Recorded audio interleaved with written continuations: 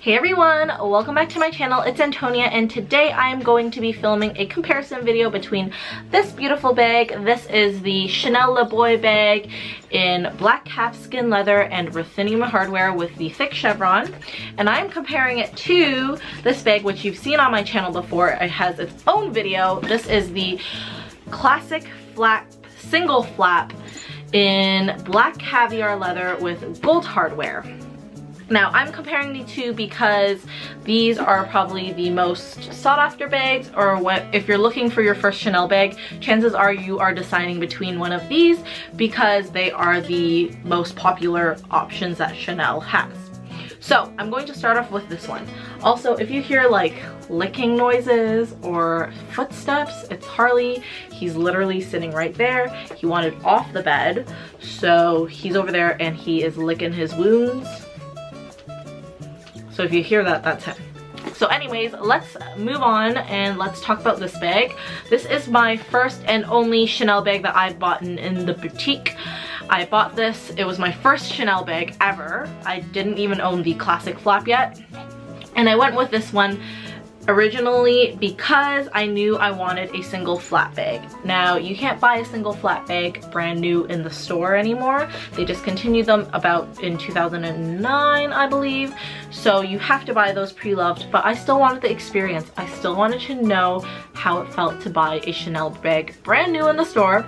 So since this was also on my list, I went with this first. Now, I originally called Lori, who is Amy Nicola's SA. I reached out to Amy Nicola and asked her who she was, and she gave me her contact information. This is about 2 years ago, or maybe a year ago. Was it a year ago? No, 2 years ago. So I got this bag 2 years ago, and since then I've lost contact with that SA. She actually stopped replying to me, even though I asked her questions about some stuff that I was interested in, but who cares, whatever. I got this bag. She originally told me that it would take about 4 months to get this bag, and that's the reason why I called them in the first place, because I thought it was going to take me so long to actually get this bag. But a month later they got stock and this came in. She gave me a call and she said, hey, I have some Le Boy bags in the combination you're looking for. And originally she set aside the regular Le Boy bag with the stitching, you know, the regular quilted stitching, diamonds, and I went in for that one originally. I had that one set in my mind that it was going to be like $5,050 or something like that, and then she said, oh, I also have this one. She brought this one out, and of course I wanted this one because it was chevron and I wanted something different. I didn't want the same bag in a different like style. I don't know. In my mind originally I wanted this bag, and if my lighting is changing it's because the sun is setting, so I'm sorry about that. That's how I got this bag. Personally, buying a brand new bag, especially my first Chanel bag in store, I thought was going to be way more exciting. My friend Victoria, hi Victoria, actually came with me when I bought this bag, so she did make it exciting, but it wasn't as glamorous as I thought it was going to be. I thought I was going to be like spending a lot of time there. I thought I was gonna get champagne or something, but I didn't get any of that stuff. It was literally a, hey, here are the bags, which one do you want? Tried them on, and this is the one I eventually went with. Sorry, that was a bit of a tangent. Let's move on to if I would recommend this bag. Personally, no, I would not recommend the Le Boy bag. I find that there are a lot of structural issues going on with this bag. It's really beautiful. It is a great alternative to the Chanel Classic Flap. It's edgier, it looks sturdier, but it is not. It completely is not. There are so many structural issues with this bag, which is why you guys have hardly ever seen it, or if you follow me on Instagram at Hello Harley Blog, then you would see that I hardly ever use this bag, like ever. I'm thinking because it's my first Chanel bag that I really baby this thing, and you guys, if you watch my videos, you know me, I like to work my bags. I like to use them. I don't trash them per se, but I do like to use them. And if they get dinged up, if there are love taps on them, it's not a big deal. But this one is like my prized possession. It's my most special bag in my opinion, so I really don't want to trash this. The reason why I don't recommend this bag, even if it was in caviar, I think it's just there's too many structural issues with this bag. I see this bag crease a lot in the top here because it is one flap and because the leather is so thick. When you squish this against your arm, or if you wear it a lot against your body, all bags do this, it tends to cave in on the back of the bag. So the front's fine, but the back is always caving in. And if you can kind of see it, I don't know if you can, this is like basically, yeah, you can see there's like a line here. It's basically like smushing in, and I hardly ever use this bag anyways. So there's the number one thing. I see a lot of boy bags that are used and loved, and they should be, but I don't like that creasing in the flap. It's such a structured bag that it shouldn't be happening, but because there's nothing holding the middle flap here, it has nowhere else to go but give in and push in. So I hardly ever use it. Also, because it's calfskin leather, it actually dings up quite a bit. The only scratch that I have that I can't seem to buff out is this little part right there. There are people watching me. Okay, I don't know if you can see it. Am I going crazy? Oh my gosh, where is it? Okay, it's right there. You can see that little tiny ass mark. I can't seem to buff that out.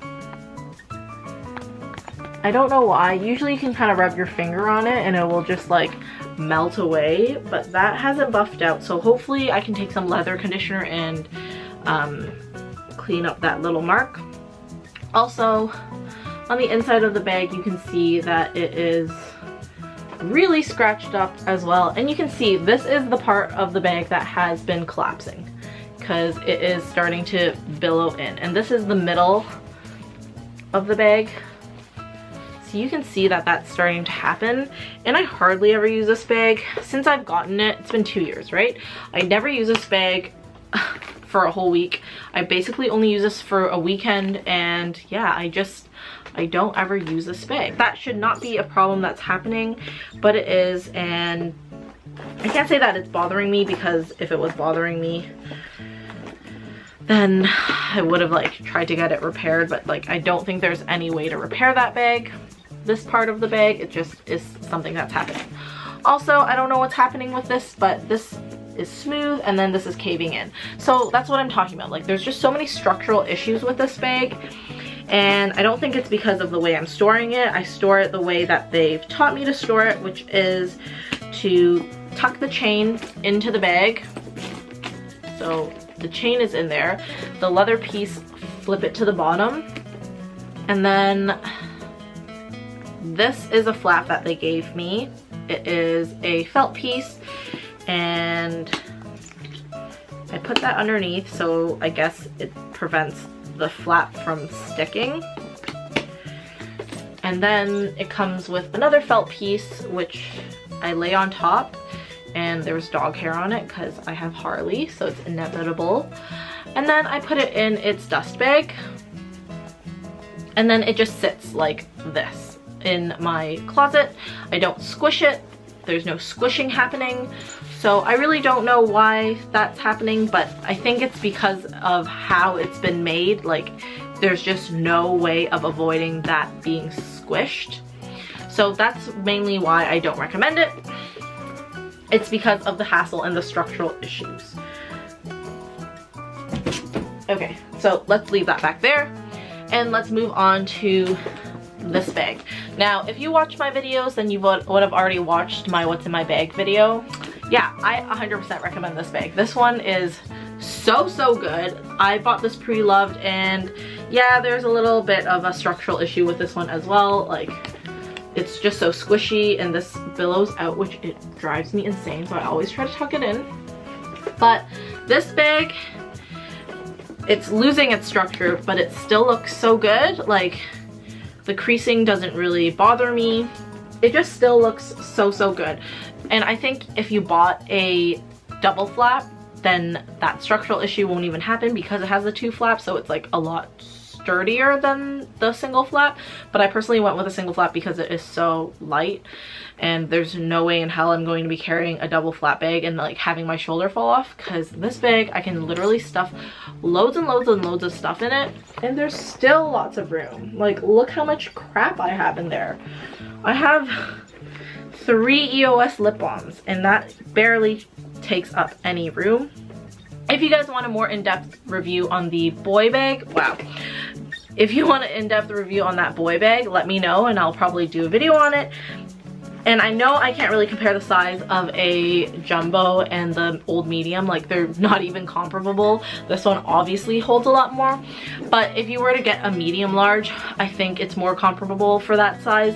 But I'm not really talking about the sizing of the bag. Like, if you want to get a large LeBoy bag or a new medium LeBoy bag, like, by all means go ahead, but you're still gonna have the same issues. It still has structural issues. If you're gonna go for a small one, it's still gonna have those structural issues, which is why I do not recommend it. I would totally go for this bag. Pre-loved, new, whatever you wanna do.